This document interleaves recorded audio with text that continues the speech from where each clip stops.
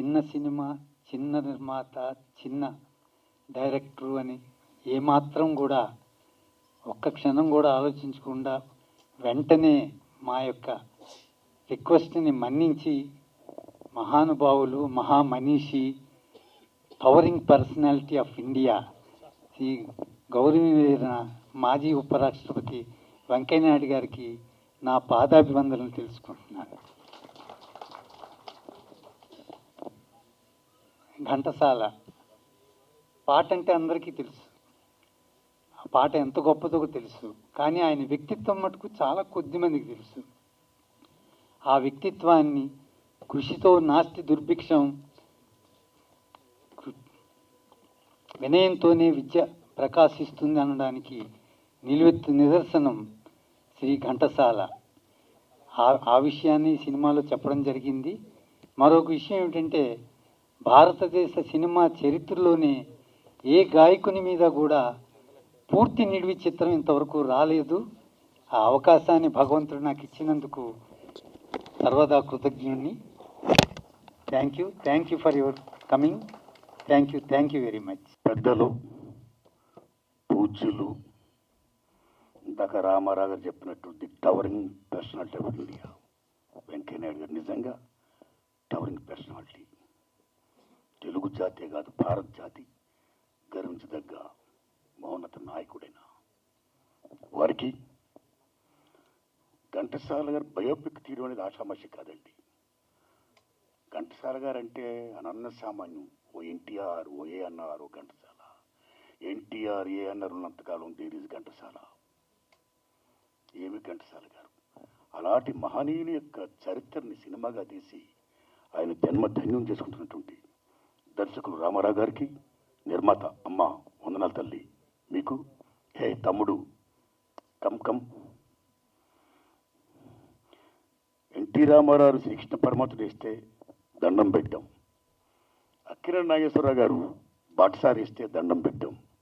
ఇవాళ ఈ తమ్ముడు ఘంటసాల గారు వేషం వేసి ఆయన జన్మ ధన్యం చేసుకున్నాడు. శభాష్ శభాష్ శభాష్. Good luck, all the best.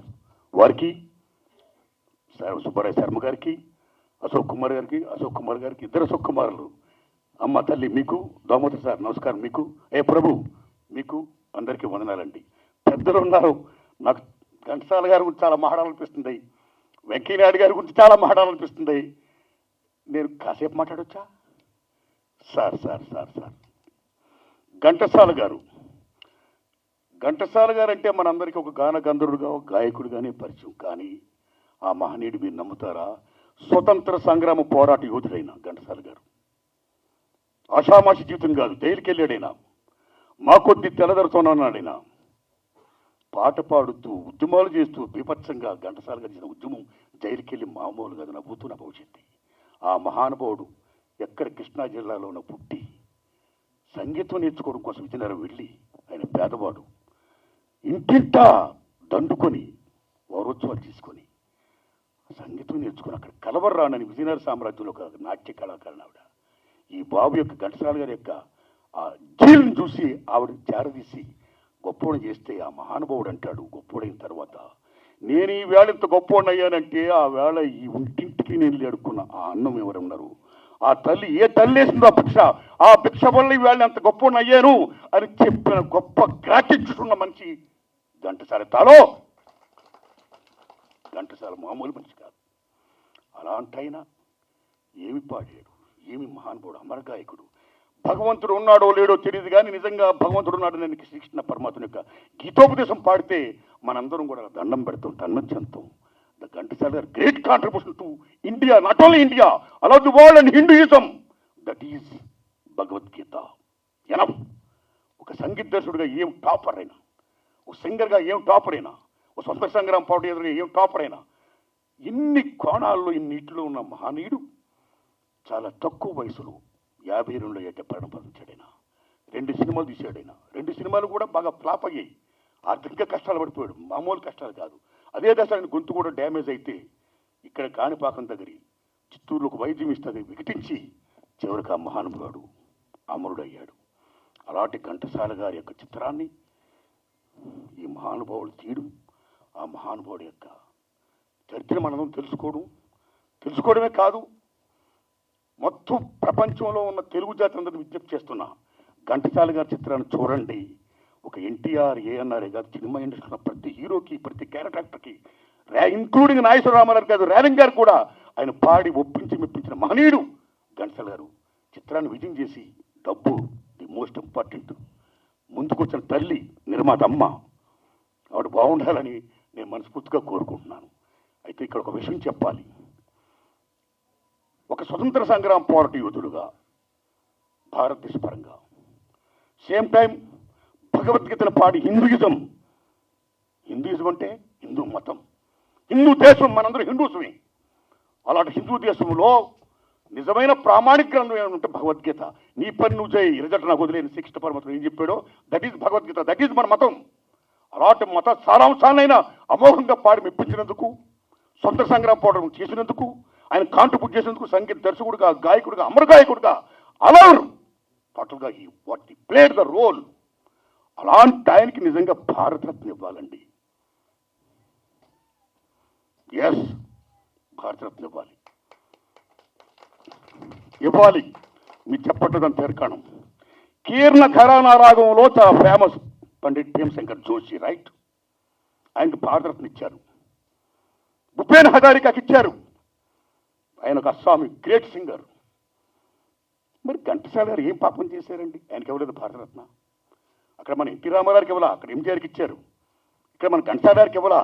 నిజంగా చెప్పాలంటే ఓట్ బ్యాంక్ పాలిటిక్స్ దాంట్లో భాగంగా వాళ్ళు ఎంజీఆర్కి ఇచ్చి ఎన్టీఆర్కి ఇవ్వకపోవడం ఏంటండి?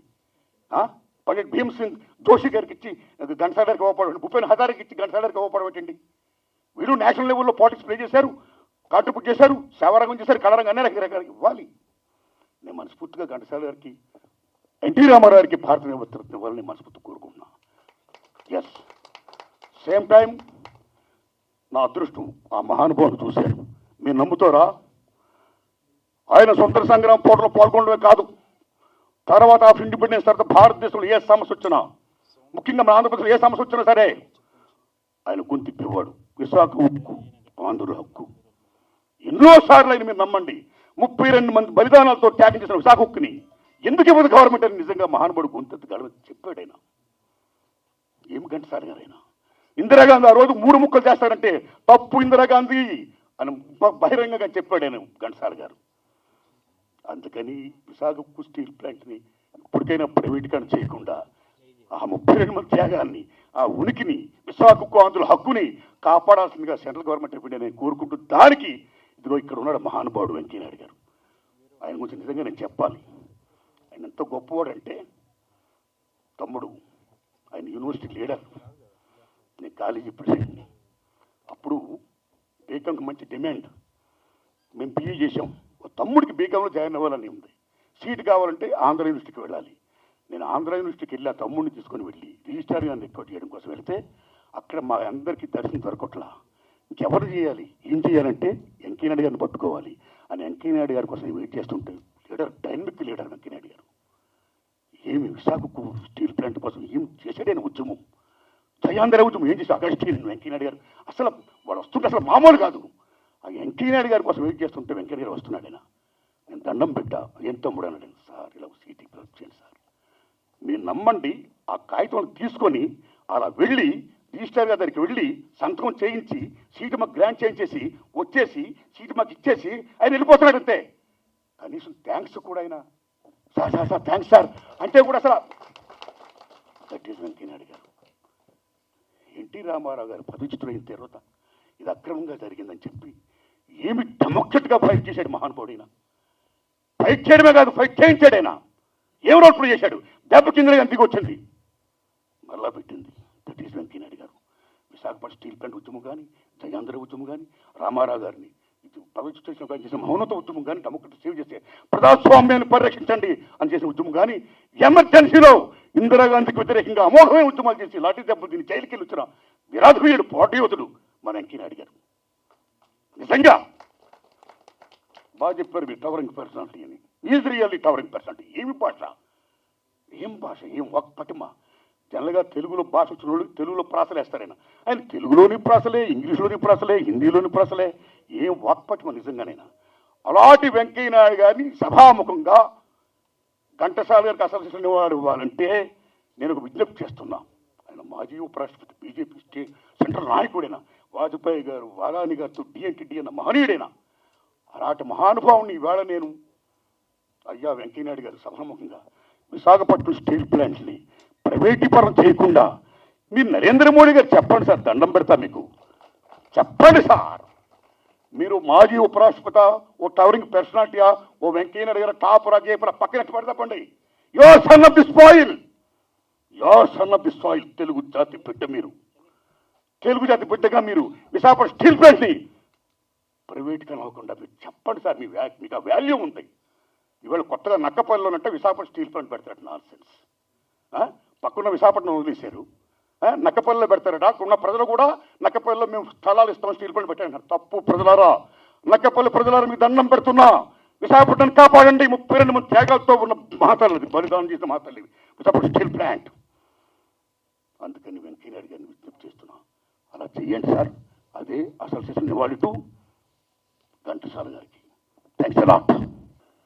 ఘంటసాల గారిని నేను పర్సనల్గా కలవపోయినా, చిన్నప్పుడు మా ఫాదర్ నేను ఆసనాస్ చేసేటప్పుడు ప్రతిరోజు భగవద్గీత వినేవాళ్ళం, అలానే పుష్ప విలాపం వినేవాళ్ళం. అది చిన్నప్పటి నుంచి నా మనసులో ఇదైపోయి నేను దైవికంగా ఇటువైపు రావడానికి అది దోహదపడిందని నేను అనుకుంటున్నాను. ఎందుకంటే ఫిలిం ఇండస్ట్రీలో ఉండి ఎలాంటి దీనికి వెళ్లకుండా ఒక ఏజ్ వచ్చేటప్పటికి ఇక మనం వానప్రస్థానానికి అనే ఉద్దేశంతో ఇలా వెళ్ళటానికి అదే కారణం, నాకు బీజం అక్కడ పడ్డదని నేను అనుకుంటున్నాను. ప్రతి ఒక్కరు కూడా ఆయనకి భారతరత్న ఇచ్చారా లేదా కాదు, దానికన్నా గొప్పది ఎంతోమంది గుండెల్లో ఆయన నిత్యం ఉన్నారు. కాబట్టి అవన్నీ ఇక్కడ ఉండే కానీ దాని గురించి మనం రావాలని కోరుకోవటంలో తప్పులేదు. భగవంతుడే ఆయన్ని తీసుకున్నాడు, ఘంటసాల గారు నా దగ్గర ఉండాలని దీంట్లో.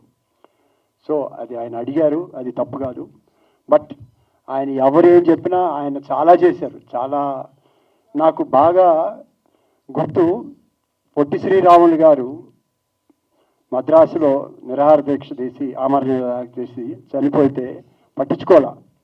అటువంటి టైంలో ఘంటసాల గారు వెళ్ళి అది ఒక సందేశం అలా అనాథగా వదిలేయటం కాదని ఆయన లీడ్ చేస్తే ఎక్కడ సాయంకాలానికి కొన్ని ఆల్మోస్ట్ 1000 మంది లక్షల్లోకి వెళ్ళి దాన్ని అప్పుడు గవర్నమెంట్ కూడా ఇది వచ్చి చేసింది. అది నేను చదివాను. అటువంటి ఎన్నో చేశారు ఆయన. డెఫినెట్గా రామారావు గారిని ఒప్పుకోవాలి. ఎందుకంటే ఇండస్ట్రీలో ఉన్న పెద్దాళ్లే ఘంటసాల గారి మీద సినిమా తీసి ఉండాల్సింది, బయోపిక్. అప్పుడే దానికి బాగా వాల్యూ వచ్చేది.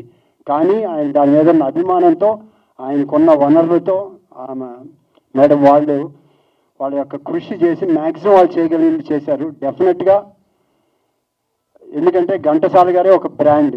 ఆయన మీద బయోపిక్ అనేది ఆటోమేటిక్గా వస్తారు. మన పబ్లిసిటీ కూడా కొంత చేస్తే ప్రతి ఒక్కరు చూసి వాళ్ళు చెప్పిన ఆయన పర్సనల్ దీని మీద మేము వెళ్ళామని అంటున్నారు. కాబట్టి డెఫినెట్గా అది ఒక మనందరికీ ఒక మెమరబుల్ సినిమాగా ఉంటుంది. డెఫినెట్గా ఆ పిక్చర్ మంచి సక్సెస్ అవుతుందని కోరుకుంటూ, ఆయన చేసిన కృషికి భగవంతుడు, ఆ ఘంటసాల గారి అభిమానం, అన్ని ఆశీర్వాదాలు ఉంటాయి. డెఫినెట్గా వాళ్ళు ప్రాఫిట్గా వస్తుందని నేను నమ్ముతున్నాను. వెంకయ్యనాయుడు గారు వస్తున్నారంటేనే నాకు ఆశ్చర్యం వేసింది. అంటే చిన్న సినిమా ఇదేని, కానీ ఆయన ఘంటసాల గారి మీద ఉండే అభిమానంతో. ఎందుకంటే వెంకయ్యనాయుడు గారి గురించి చెప్పారు, నాకు చాలా రోజుల నుంచి పరిచయం. ఆయన దగ్గరికి వెళ్ళి ఏదైనా సరే, అంటే ఫస్ట్ మా చీరాల దగ్గర అప్పుడు ఆయన పోటీ చేసినప్పటి నుంచి నాకు తెలుసు. బట్ బేసిక్గా ఆయన ఏంటంటే ఎవరు వెళ్ళినా సరే అంటే టైం వేస్ట్ చేయరు. ఎక్కువసేపు వేస్ట్ చేసినా కూడా ఆయన కోపం, పని మీదే ఉంటారు. ఇవాళ నిరంతరం ఉపరాష్ట్రపతిగా మాజీ అయినా కూడా ఇవాళ కూడా ఆయన ఏదో కార్యక్రమంలో ఉండాలి, జీవితాంతం ప్రజల్లో ఉండాలి, ప్రజలకు మేలు చేయాలి, మార్గదర్శనం ఇవ్వాలనే ఉద్దేశంతో ఉండే వ్యక్తి. అటువంటి వ్యక్తితో నేను ఇక్కడ ఉంటాను అదృష్టంగా భావిస్తున్నాను. ఇది డెఫినెట్గా మంచి సినిమా అవుద్ది. మీరందరూ కూడా ఇచ్చేసి డెఫినెట్గా మనం అంతా రావటం వల్ల కూడా ఒక బూస్టప్ వస్తుంది. వాళ్ళు పడ్డ శ్రమకు ఫలితం వస్తుంది నమ్ముతూ నాకు ఈ అవకాశం ఇచ్చినందుకు అందరికీ ధన్యవాదాలు చెప్తున్నాను. Thank you very much. ముందుగా వెంకయ్యనాయుడు గారికి నమస్కారం sir, and everybody on and off the dais. ముందుగా రామారావు గారికి ఐ షుడ్ అప్రిషియేట్ రామారావు గారు అండి. ఎందుకంటే ఈ రోజుల్లో, ఈ జనరేషన్లో this generation today, history అనేది ఇట్లాంటి గొప్ప వ్యక్తుల గురించి I don't think most of them have any knowledge, at least the generation. మనందరికీ we traveled కాబట్టి ఉన్నా కానీ జనరేషన్కి అది ఉండలేదండి. రామారావు గారు లాంటి వాళ్ళు ఇట్లాంటి సినిమా బయోపిక్ని పూనుకుని ఇంకా 100 ఏళ్ళు నెక్స్ట్ జనరేషన్ తెలిసే విధంగా గుర్తుండే విధంగా తీయడం అనేది we should first appreciate him అండి. సో ఘంటసాల గారు ఎంత పెద్ద ఆయన, ఎంత మహానుభావుడు అనేది ఇప్పుడే చెప్పారు అందరూ. అండ్ అశోక్ చెప్పినట్టు ఇట్లాంటి ఇండస్ట్రీ తరపున చేయాలి, కానీ industries become so commercial, no body will think about it. So Rama Rao గారు మీరు what ya that's a fact also, right? So more commerciality మీద ఆలోచిస్తున్న తప్పక ఇట్లాంటివి చేయాలి, రాబోయే తరాలకి గుర్తుండగా ఉండేలాగా ఉంచాలి అనేది చాలా తక్కువ మందికి ఉంది. And I think Ramarao is the best place. Thanks Ramarao garu, that's what I want to say. Thank you very much. అందరికీ నమస్కారం అండి. స్టేజ్ మీద ఉన్న వాళ్ళందరిలో నేనే చాలా చిన్నవాడిని, సో చాలా తక్కువ మాట్లాడతాను, దయచేసి ఏమనుకోవద్దు. ముందుగా ఈ సినిమాని ఆశీర్వదించడానికి విచ్చేసిన వెంకయ్య నాయుడు గారికి మనస్ఫూర్తిగా ధన్యవాదాలు. అలాగే అట్ ది సేమ్ టైం నన్ను ఇంత అద్భుతమైన సినిమాలో నేను ఒక గాయకుడిని, కానీ నాకు యాక్టింగ్ పెద్దగా రాదు. ఇలాంటి పెద్ద వాళ్ళు యాక్టర్స్ ఉన్నారు. సినిమా బాగుండి నన్ను ఆశీర్వదించాలని మనస్ఫూర్తిగా కోరుకుంటూ నాకు ఈ అవకాశాన్ని ఇచ్చిన డైరెక్టర్ రామారావు గారికి మరొకసారి ధన్యవాదాలు తెలియజేస్తూ థ్యాంక్ యూ సో మచ్. ఇది అయితే ఈ మైక్ ఎంతసేపు అయినా తీసుకుంటాను సార్. పాడుతా తీయగా చల్లగా, పాడుతా తీయగా చల్లగా, పసిపాపలా నిదురబో తల్లిగా, బంగారు తల్లిగా, పాడుతా తీయగా చల్లగా, గోరొంక గూటికే చేరావో చిలక, గోరొంక గూటికే చేరావో చిలక, భయమెందుకే నీకు బంగారు మొలక, గోరొంక గూటికే చేరావో చిలక. నా జన్మభూమి ఎంత అందమైన దేశము, నా ఇల్లు అందులోన కమ్మని ప్రదేశము, నా సామిరంగా హాయ్ హాయ్ నా సామిరంగా, నా సామిరంగా హోయ్ హోయ్ నా సామిరంగా. థ్యాంక్ యూ అండి, థ్యాంక్ యూ సో మచ్. నమస్కారం. వేరే మీద ఆశీర్వాద పెద్దలు, మా కుటుంబానికి చాలా సన్నిహితులు గౌరవనీయులు వెంకయ్య నాయుడు గారికి, అలాగే ఘంటసాల గారికి మాధవపెద్ది వంశానికి ఉన్న అనుబంధం సంగీతం భాషలో చెప్పాలంటే ఘంటసాల గాంధారం, మాధవపెద్ది మధ్యమం. ఘంటసాల గారు మాధవపెద్ది సత్యం గారు మా చిన్నాన్న గారు. ఘంటసాల గారు హీరో అయితే ప్రతి నాయకుడికి ఎస్పి రంగారావు గారికి మా చిన్నాన్న గారు పాడటం, ఆ రికార్డింగ్స్ అన్ని మేము చూడటం, ఇవన్నీ మర్చిపోలేని మధురానుభూతులు. మా అన్నయ్య మాధవపెద్ది రమేష్ మొట్టమొదటి పాట ఘంటసాల గారితోనే పాడాడు. అలాగే మా చిన్నాన్న గారు వాళ్ళు ఒక తల్లి కడుపులు పుట్టకపోయినా ఘంటసాల గారు మా సత్యం బాబాయ్ అనందముల కన్నా ఎక్కువగా మెలిగారు జీవితాంతం. నాకున్న అదృష్టం ఏంటంటే ఆయన స్వర్గస్థులైనప్పుడు నేను మా అన్నయ్య కనీసం ఒక్క నిమిషం ఆ పాడి మోసే అదృష్టం మాకు దొరికింది. అది నేను చేస్తున్న అదృష్టం. ఘంటసాల గారు అంటే ఒక మాటలో చెప్పాలంటే ఒక గంట లేని దేవాలయం మనం ఊహించుకోలేం. ఘంటసాల గారు లేని లలిత సంగీతం కానీ సినిమా సంగీతాన్ని కానీ మనం ఊహించుకోలేం. చాలామంది గాయకులు అద్భుతమైన గాయకులు రావచ్చు, కానీ ప్రతి గాయకుడు అద్భుతమైన సంగీత దర్శకుడు కాలేడు. అది కేవలం ఘంటసాల గారికే దొరికింది. అది ఆయన ఎంతటి గొప్ప గాయకుడో అంతటి గొప్ప సంగీత దర్శకుడు. పైగా ఆయనకి పోటీ ఎవరంటే పెంగళ నాగేశ్వరరావు, సాధు రాజేశ్వరరావు. నా దృష్టిలో ముత్తుస్వామి దీక్షిత్ గారితో పోటీ తగ్గిన వ్యక్తి పెంగళ నాగేశ్వరరావు. నేను చాలా క్లిష్టమైన పాటలు పాడించారు ఘంటసాల గారి చేత. రసికరాజు తగువారమ్మ కథ, శారదాదేవి దండకం, ఇటువంటివి అద్భుతమైనవి. అలాగే శ్యామశాస్త్రి గారు ట్రికీగా రకరకాలుగా పాటలు చేయాలంటే సాలూరు రాజేశ్వరరావు. ఇంకా త్యాగరాజ స్వామి మన ఘంటసాల వెంకటేశ్వరరావు. అది నా దృష్టిలో ఆ ముగ్గురు లేనటువంటి సంగీతాన్ని మనం ఊహించుకోలేం. అటువంటి గొప్ప గాయకుడు గురించి నా సన్మిత్రుడు ఇళయరాజా నాతో మాట చెప్పాడు. మీకు బాగా ఇష్టమైన మ్యూజిక్ డైరెక్టర్ ఎవరంటే ఘంటసాల గారు అన్నాడు. నేను రాజేశ్వరరావు పెంజాల గారు చెప్తారని అనుకున్నా. అంటే అతను చెప్పింది ఏంటంటే, ఒక మ్యూజిక్ డైరెక్టర్గా వచ్చినప్పుడు పోటీ ఉంటుంది ఈ సినిమా ఇండస్ట్రీలో. సో పోటీ ఎవరికి అంటే పెంజాల గారికి రాజేశ్వర గారికి పోటీ. కానీ వాళ్ళిద్దరి దగ్గర పాడిన ఏకైక వ్యక్తి ఘంటసాల గారు. సో వాళ్ళకి పోటీ ఇచ్చాడు కదా మ్యూజిక్ డైరెక్టర్గా. సో ఈయన గొప్ప మ్యూజిక్ డైరెక్టర్ అని చెప్పాడు. చాలా గొప్ప మాట అది. అటువంటి ఘంటసాల గారు, వాళ్ళ కుటుంబ సభ్యులు మేమందరం ఎలా ఉంటాం అంటే తరతరాలుగా అందరం కలిసిమెలిసి ఉంటాం. అటువంటి ఘంటసాల గారి గురించి ఎంత మాట్లాడినా ఎంత చేసినా తక్కువే. అటువంటి మహనీయుడి సినిమా మా చిరకాల మిత్రులు రామారావు గారు చేయటం, ఆయన సతీమణి దానికి నిర్మాత వ్యవహరించడం, వాళ్ళు పడిన కష్టాలు నాకు కనీసం 7 ఏళ్ళ నుంచి నాకు తెలుసు. ఈ సినిమాది మొదటి టీజర్ బహుశా ఇదే ప్లేస్లో అనుకుంటాను. నా ఇంకొక మంచి మిత్రుడు ఎస్పి బాలసుబ్రహ్మణ్యం గారు ఆయన ఓపెన్ చేశారు ఆ ఫస్ట్ టీజర్. అలాగే ఇంకొక టీజరు లండన్లో చిత్ర చేత ఓపెన్ చేయించాం. సో ఇన్నేళ్ల నుంచి ఆయన పడుతున్న కష్టం నాకు తెలుసు. కానీ భగవంతుడు మేలు చేశాడు. 2020 బహుశా ఫిబ్రవరి 11th చేస్తుంటే బాగుంటుందేమో. కానీ లవర్స్ డే కదా, ఫిబ్రవరి 14th అందరూ లవ్ చేసేది ఘంటసాల గారు కాబట్టి బహుశా ఆ రోజు పెట్టుండొచ్చు. చాలా ఈ సినిమా అన్ని రకాలుగా సూపర్ డూపర్ హిట్ అవ్వాలి. మనసుతో మనం సినిమా చూడాల్సిన సినిమా ఇది. ఇటువంటి సినిమాకి వెంకయ్యనాయుడు గారి చేతుల మీదుగా ఇటువంటి సభ జరగడం కూడా ఇది శుభసూచకం. ఆయన ఏది చేసినా అన్నీ చాలా బాగుంటాయి. సో ఈ సినిమాకి ఆయన రావడమే ప్రధాన ఆకర్షణ. దీంట్లో యాక్ట్ చేసిన ఆర్టిస్టులు అందరూ కూడా నాకు చాలా కావాల్సిన మిత్రులు. అశోక్ కుమార్ కానీ, మా సుబ్రాయ శర్మ కానీ, మా స్కూల్ డేస్ నుంచి, అలాగే ఇంకో అశోక్ కుమార్ ప్రొడ్యూసర్ కానీ. సో ఇటువంటి సందర్భంలో నేను వెంకయ్యనాయుడు గారు ఉన్నప్పుడు మాట్లాడటమే నేను చేసుకున్న అదృష్టంగా భావిస్తూ ఇంత సదవకాశం నాకు ఇచ్చినటువంటి మిత్రులందరికీ మరొకసారి మనసా వాచా కర్మణ నా కృతజ్ఞతలు తెలియజేస్తున్నాను. నమస్కారాలు. మామూలుగా నేను పెద్దగా సినిమా కార్యక్రమానికి వెళ్ళను. సినిమాలు చూస్తాను అప్పుడప్పుడు, ముఖ్యంగా పాత సినిమాలు చూస్తుంటాను. ఇప్పుడు కొత్త సినిమాలు చూసే పరిస్థితి లేదు కాబట్టి ఎక్కువగా చూడను మామూలుగా.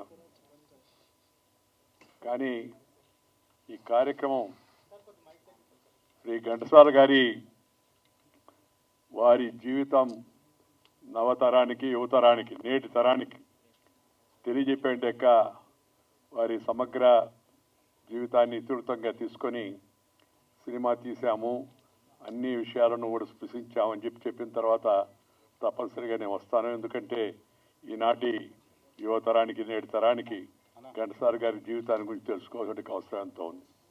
స్వాతంత్ర సమర యోధుడుగా, ప్రజా గాయకుడిగా, ప్రముఖ చలనచిత్ర సంగీత దర్శకుడిగా, అన్నిటిని మించి అమర గాయకుడిగా శ్రీ ఘంటసాల గారు దేశానికి, మన తెలుగు ప్రజలందరికీ కూడా పరిచయం.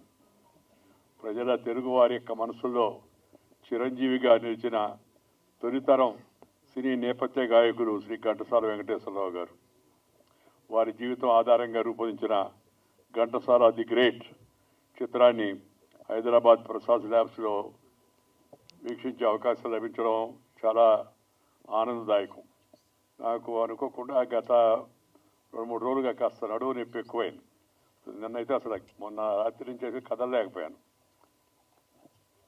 ఇవాళ ఈ కార్యక్రమం కారణమేమో కావచ్చు, కాస్త మెరుగుపడింది. అందువల్ల కొద్దిసేపు వచ్చి చూసి ఆ సినిమా దాన్ని ప్రారంభించిన తర్వాత వెళ్ళిపోతున్నాయని చెప్పాను. అలాగే సార్ మీరు వస్తే చాలని చెప్పి అన్నారు. ఈరోజు ఈ ఘంటసాల గారి పాత్ర గురించి మనందరం మాట్లాడుకోవాల్సింది. నారాయణమూర్తి, అశోక్, మిత్రులందరూ ఘంటసాల గారికి కాకుండా నా మీద ఎందుకు దృష్టి పెట్టారో నాకైతే తెలవదు. నేను పోయిన తర్వాత గుర్తుంటే అప్పుడు దృష్టి పెట్టడంలో, అప్పుడు ఇవన్నీ చేయడంలో అర్థం ఉంది. కానీ ఉన్నాను, నేను ఇంకా కొంతకాలం ఉంటాను. ఈరోజు ఘంటసాల గారు మనందరం జీవితంలో స్ఫూర్తి పొందడానికి ప్రధాన కారణమైన ఆ భగవద్గీత శ్లోకాలు ఆయన ఆలాపిస్తూ ఉంటే ఆ చెప్పలేని ఆధ్యాత్మిక భక్తి పారవస్యంలో ప్రజలు ఓలలాడుతుండేవాళ్ళు. ఆయన కంఠం, దాని యొక్క మాధుర్యం, దాంతోపాటు దాంట్లో ఉండే లాలిత్యం, అలాగే మరొక పక్క గంభీరత్వం, ఇవన్నీ కూడా మేళవించిన యొక్క మహాగాయకుడు ఆయన. వారు ఈరోజు దాన్ని శ్రీ రామారావు గారు, అలాగే మీ పేరు ఉమా ఫణి వారికి నేను శుభాకాంక్షలు తెలియజేస్తున్నాను. ఎందుకంటే ఇది ఒక పెద్ద సాహసమే. ఘంటసాల గారి మీద సినిమా తీయడం, దాన్ని ప్రజల ముందు ఉంచే దానికోసం ప్రయత్నం చేయడం, ఉద్దేశం మంచిదైనా సినిమా అంటేనే ఖర్చుతో కూడుకునే పని. అలాంటి చొరవ తీసుకుని వారి ముందుకు వచ్చినందుకు వారిద్దరిని నేను శ్రీమతి పణి గారిని అలాగే రామారావు గారిని నేను హృదయపూర్వకంగా అభినందిస్తున్నాను. దాంతోపాటు ఈ ఘంటసాల గారి పాత్రలో నటించిన యువ గాయకుడు శ్రీ కృష్ణ చైతన్య, అలాగే వారి శ్రీమతి గారి పాత్రలో నటించిన మృదుల, వారికి కూడా ప్రత్యేకంగా నేను అభినందనలు తెలియజేస్తున్నాను. ఘంటసాల గారి జీవితంలో అనేక ఘట్టాలను వెండితెరపై ఆకట్టుకునే విధంగా ఆవిష్కరిస్తూ చక్కని ప్రయత్నం చేశారని చెప్పని మిత్రులు చెబుతూ ఉన్నారు. ఇది ఒక ఆర్థిక దృక్కోణంతో కాకుండా సామాజిక చైతన్యం కలిగించేందుకు ఒక సుమధుర గాయకుడి యొక్క జీవితాన్ని ఆవిష్కరించాలనే గొప్ప ఆలోచనతో ఈ నిర్మాణంలో పాలు పంచుకున్న శ్రీ జీవి భాస్కర్, అలాగే శ్రీ లక్ష్మీ ప్రసాద్లకు కూడా నేను అభినందనలు తెలియజేస్తా ఉన్నాను.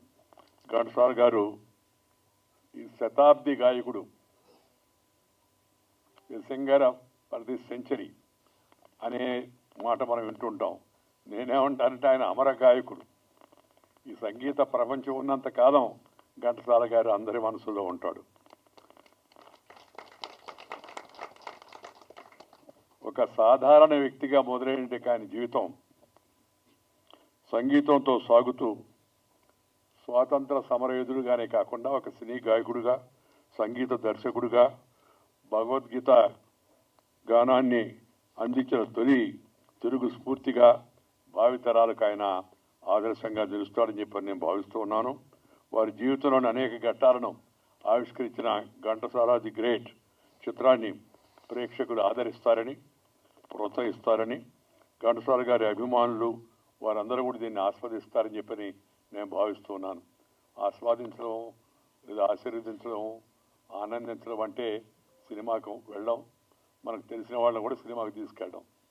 ఎందుకంటే అది కమర్షియల్ దృక్పథంతో, ఆధునిక హంగులతో కాకుండా ఒక మంచి సదుద్దేశంతో ఒక మహా వ్యక్తి యొక్క జీవితాన్ని ఆవిష్కరించారు కాబట్టి దాన్ని చూడడం మన అందరి యొక్క కర్తవ్యం, ముఖ్యంగా తెలుగువారి కర్తవ్యం అని చెప్పి మీ అందరికీ మనవి చేస్తున్నాను. నేను ఈ రాజకీయాల్లో ఎంతో ఒత్తిడిగా ఉన్నా గతంలో, ఇప్పుడు రాజకీయాలు లేరనుకోండి, నేను రాజకీయాల నుంచే కాకుండా అసలు ఈ ప్రజా జీవితంలో ఉన్నటువంటి పదవుల నుంచి కూడా రిటైర్ అయ్యాను. రిటైర్డ్ బట్ నాట్ టైర్డ్ అని నేను చెప్పాను మన ఒక దగ్గర మాట్లాడుతూ. ఈ పదవీ విరమణ చేశానే కానీ పెదవి విరమణ చేయలేదు. అందుకని కార్యక్రమానికి వెళుతూ యువతరాన్ని, దేశ ప్రజలను, పౌరులను మన దేశ సమైక్యత కోసం, అలాగే దీన్ని ప్రపంచంలో శక్తివంతమైన దేశంగా తయారు చేయడం కోసం అందరూ కృషి చేయాల్సిన అవసరాన్ని గురించి తెలియజేస్తూ అనేక ప్రాంతాలు, అనేక కార్యక్రమాల్లో పర్యటిస్తున్నాను. ఈరోజు ఈ కార్యక్రమానికి రావడం కూడా నాకు మనసుకు ఎంతో ఇష్టమైన విషయం. నేను ఉదయాన్నే ఈ ఉపరాష్ట్రపతి అయిన తర్వాత నాకు వచ్చిన ప్రయోజనం ఏంటంటే, మిగతా విషయాలు నాకు తెలియదు కానీ సాయంత్రం 7:30 తర్వాత కార్యక్రమాలు ఉండవు. అందుకని రాజకీయాలు ఉండగా 12:30కో భోజనం చేసి అప్పుడు పడుకునే అలవాటు ఉన్నా. ఈ ఉపరాష్ట్రపతి అయిన తర్వాత 7:30 కార్యక్రమాలు బంద్, 8:30 లోపల భోజనం చేయడం, 9 గంటకంతా పడుకోవడం, ఈ కార్యక్రమం అలవాటు చేసుకున్నాను. అందువల్ల ఉదయాన్నే లేచి అలవాటు నాకు. తెల్లవారుజాము 4, 4 గంటల 15 నిమిషాలకు లేస్తుంటాను. లేచినప్పుడు నేను చేసే పని ఏంటంటే ఈ అన్నమాచారి గారి కీర్తనలు వినడం, దాంతోపాటు ఘంటసాల గారి ఆ శ్లోకాలు కొన్ని వినడం, దాంతోపాటు ఆయన పాడిన పాత పాటలు అద్భుతంగా, ఆయనతో పాటు మిత్రుడు బాలసుబ్రహ్మణ్యం గారు పాడిన పాటలు, ఇద్దరు అమరులయ్య గారు, ఇద్దరు కూడా వారి మధ్య లేరు, కానీ వారి యొక్క ఆ సంగీత మాధుర్యం మనలోనే తప్పనిసరిగా ఉంటుందని చెప్పని నేను భావిస్తూ ఉన్నా. ఈరోజు ఈ ఘంటసాల ది గ్రేట్ ఈ సినిమా మన యొక్క దీని ప్రివ్యూ కార్యక్రమంలో పాల్గొన్న మిత్రులందరికీ కూడా నేను అభినందనలు తెలియజేస్తున్నా. సినిమా విజయవంతం కావాలని చెప్పని కోరుకుంటూ సెలవు తీసుకున్నాను. నమస్కారం. జై హింద్.